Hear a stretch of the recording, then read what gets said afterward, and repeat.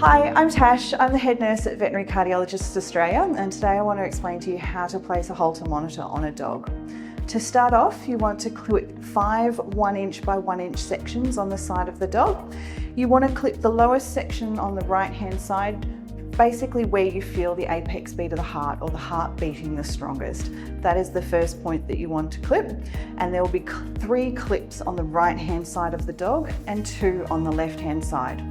On the left-hand side, you want to clip at the same point as you did on the right-hand side, so low, starting on the chest at that apex beat, and the second part will be much closer up towards the spine. You'll then place your ECG dots after you've given it a bit of a prep with a metho prep and drying the skin. Place the ECG dots on those clipped sections. To connect the leads, you simply push the lead onto the dot, and the pattern of leads that you will follow is on the right-hand side, starting at the spine, you'll have the white lead, in the middle, the brown lead, and at the bottom, the green lead.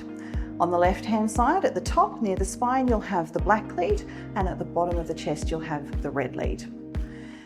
You then want to wrap some elastoplast bandage to cover all of those leads and dots. Starting at the spine and collecting all of the leads together, you want to wrap nice and gently around the dog, making sure not to pull the bandaging tight, as we don't want to compress their chest with that bandage. Do at least 2 or 3 loops around the dog to make sure all of the leads are secured and covered.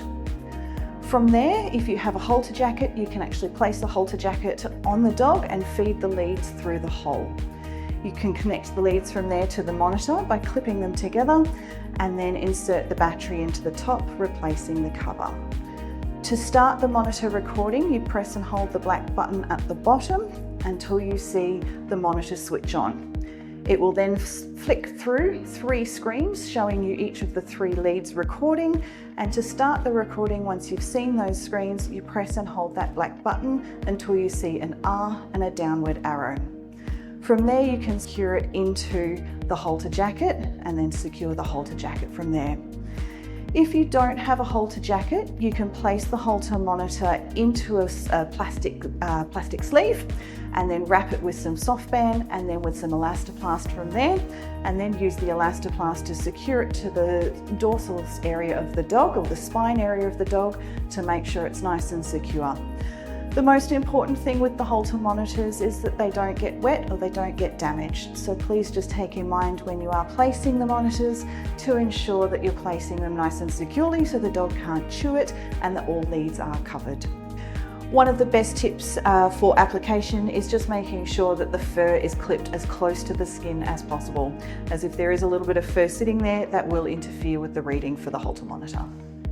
So if you have any questions with regards to the placing of a halter monitor, please reach out to us here at Veterinary Cardiologists Australia on 1300 LUB-DUB or 1300 582 382.